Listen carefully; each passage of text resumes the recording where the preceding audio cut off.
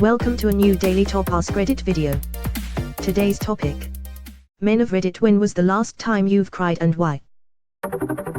Yesterday. Grief. Wife died 8 months ago. She was the love of my life and my best friend. Sorry to hear this, buddy. I've been in your spot, believe me, it gets better eventually. Don't let anyone tell you how or when to heal, just do it in your own way. But, make sure you are headed toward healing.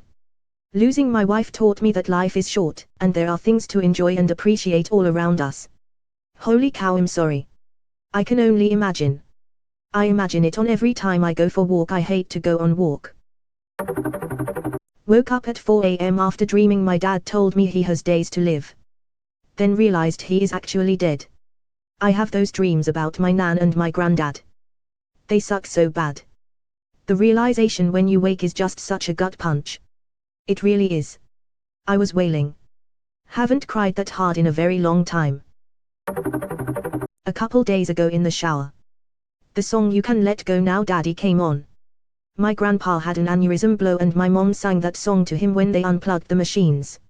It'll always make me cry. Edit, thank you all for your kind words, and my first awards of any kind. When was the last time I cried? Right now, tears rolling down my face after reading this. Holy crap. You can let go now daddy. I had to Google this one. I made it to where the dad was giving her away at her wedding before I had to close the window. I don't feel like crying at work today. Listening to it now at my desk, we'll see how this goes. Walking into rehab when almost no one knew I was going. 60 days later I'm sober as hell and going to be a sober dad. I felt this one. Only some of my family knew. I just disappeared from work, don't even recall how that part was arranged. Congratulations on 60 days, that's a big deal. This internet stranger is super proud of you. Thanks, buddy. It was really hard, but the best thing to ever happen to me. Rehab kicked the shit out of me, but I got my life back. I flew to Seattle and it was done. Months ago when my best friend was found dead in his car after a week-long search for him. Turned out he killed himself. I lost a friend last year. I really do understand, it's a pain like no other. Every time I consider suicide I cry thinking about him and remember the pain it caused for all of my friends. My friend and gym partner killed himself on November the 5th and I didn't know for a whole week. I was texting him daily things like, hey man, where are you at? Are we lifting today? Did I do something wrong? Why aren't you replying? Hey man, if you don't respond to this message I'm calling the police for a welfare check. And then a friend found the GoFundMe on Facebook. I cried so hard and loud that I heard my roommate approach my door to knock. He heard me through the door, and did a quick about face to retreat back to his room. Today someone approached me in the gym saying, hey man, do you know what happened to Ryan? He was in my class and just stopped showing up one day last semester, and I went full deer in the headlights before straightforwardly answering he killed himself, then returning to my workout to avoid the emotions and awkwardness. I started drinking at 8 a.m. today, so I got that going for me.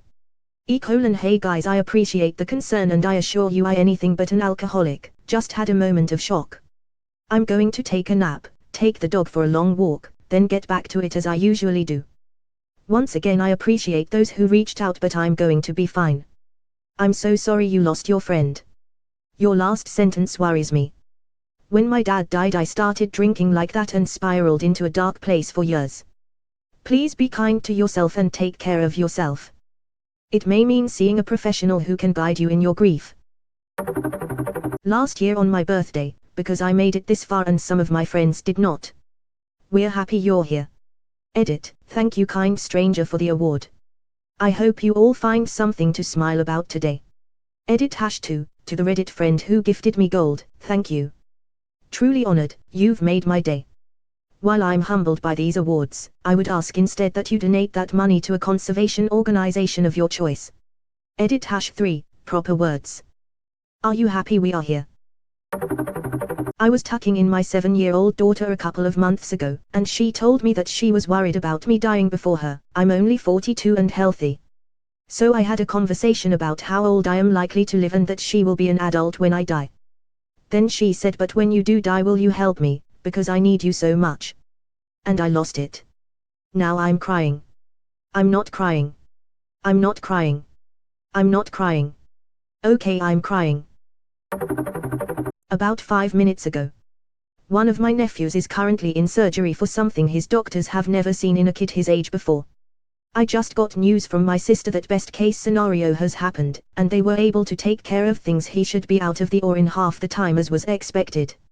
So, yeah. Crying in relief at my desk at work. Going up to see him in a couple days. It's hard to explain what it means to have kids like him in your life. *edit*** I just found out that he is out of surgery and everything was successful. Huge weight off my mind. Last week at our first ultrasound. Wife and I have had 2 miscarriages and we had an appointment and saw the heartbeat. This little peanut has stuck around the longest so far. Fingers crossed. May the pregnancy be smooth, healthy and uneventful. May the pregnancy be smooth, healthy and uneventful. Uneventful. Baby comes out cool, I guess. This last weekend. After a night of drinks, a very good friend of mine and I were ending the night at her apartment. We had been chatting for a bit when at one point, she redirected the conversation and began to beam about how she's proud of the man I've become. She talked about my character, how I treat people, and my habits. She told me there are things I do that she admires. Things that I've been doing for years, and that I thought no one noticed. It was a very tender moment and I couldn't help tearing up. I've never had a friend or loved one, other than a relative, say such beautiful things about me. Bless her soul, I don't know what I would do without her. To say that she's an amazing person wouldn't be enough. **Hey everyone, really appreciate all the love this post is getting. I'm currently at work and don't have the time to respond to everyone's messages.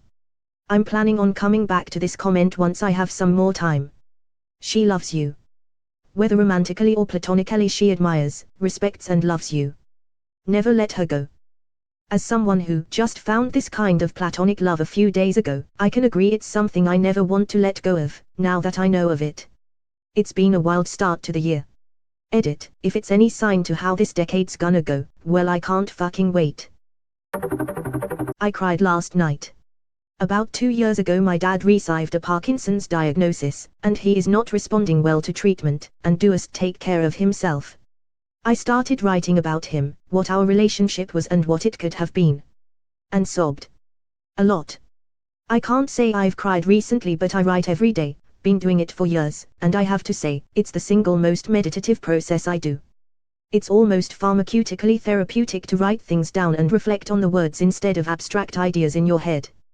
Granted, I've never gone what you're going through, but writing daily has certainly helped me get through issues and problems, and it's even shed light, sometimes, giving me answers. Writing distills, crystallizes, and clarifies thought and helps break the whole into parts. It takes practice, but I'd recommend it to everyone. Hell, even some of the most badass men in history had diaries, Theodore Roosevelt, Shackleton, Muir, etc. Edit, a lot of people are asking about my process. I have a few separate Google Docs. A daily, monthly, and a master. If you don't do this, Google Docs will get bogged down. My master doc has literally thousands of pages and takes multiple minutes to load, so I use my daily and monthly to take the strain off. Every month, I'll copy my daily doc into monthly, and every year I do the same with monthly to master. These are like mini holidays for me. I start every day the same. January the 28th, 2020. Entry #XXX. Then I start by writing the happenings of my day. If something sticks out to me, such as a certain emotional reaction to a person or event, I'll dedicate more time to that. I'll try to figure out why I felt that way. I don't believe in dead days. Even if I never leave the house, I'll find something to write about. For example, I'll make a list of my favorite TV shows and try to see why those particular shows stick out to me. It's a great way to learn about yourself, to start answering some of your internal questions, and start discovering your personal values. It's a simple thing, but the process has been absolutely life-changing for me. I can go back in time and see exactly what I was up to, any day, all the way back to 2012. It's like a superpower. It also makes my days feel longer. It helps me realize my goals, because they are written down, and it helps me discover my person. In fact, I actually scored a dream job in writing. Because I started doing this. I originally really sucked at writing, but over years and years of daily practice, I got a little better. Now I'm a professional writer, which is still hard for me to believe. This morning, we lost a son who was born at 20 weeks a few weeks ago. He lived for 2 hours and died in my arms. Every time I close my eyes I see him. I know it'll get better in time, but for now it's rough. There was a post I read somewhere from you/G Snow a while back. Saved it because it is just sadly beautiful and sits with me. Quote. Alright, here goes. I'm old. What that means is that I've survived, so far, and a lot of people I've known and loved did not. I've lost friends, best friends, acquaintances, co-workers, grandparents, mom, relatives, teachers, mentors, students, neighbors, and a host of other folks. I have no children, and I can't imagine the pain it must be to lose a child. But here's my 2 cents.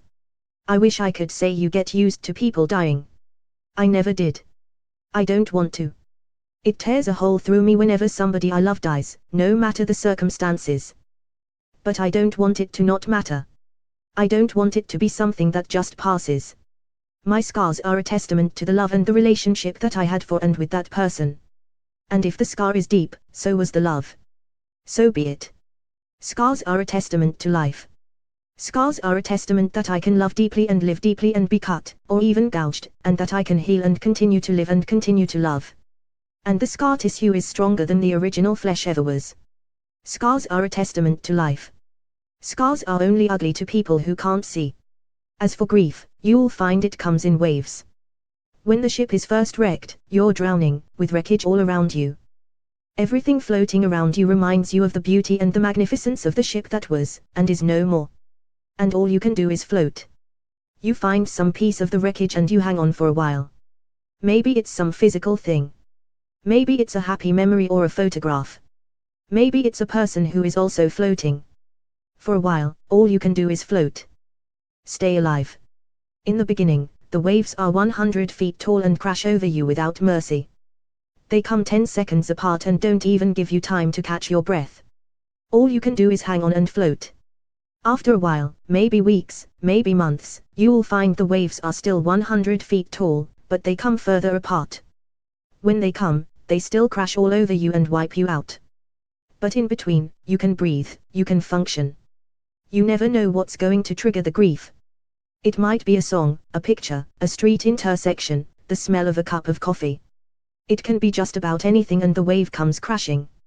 But in between waves, there is life. Somewhere down the line, and it's different for everybody, you find that the waves are only 80 feet tall. Or 50 feet tall. And while they still come, they come further apart. You can see them coming. An anniversary, a birthday, or Christmas, or landing at a hair. You can see it coming, for the most part, and prepare yourself. And when it washes over you, you know that somehow you will, again, come out the other side. Soaking wet, sputtering, still hanging on to some tiny piece of the wreckage, but you'll come out. Take it from an old guy. The waves never stop coming, and somehow you don't really want them to. But you learn that you'll survive them. And other waves will come. And you'll survive them too. If you're lucky, you'll have lots of scars from lots of loves.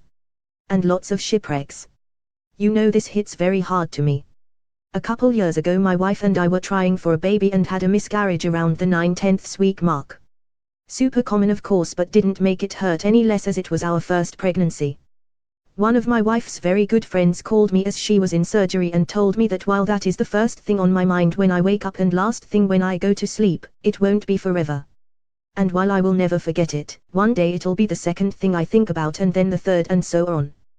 Those words hit me very hard and certainly altered my outlook on life.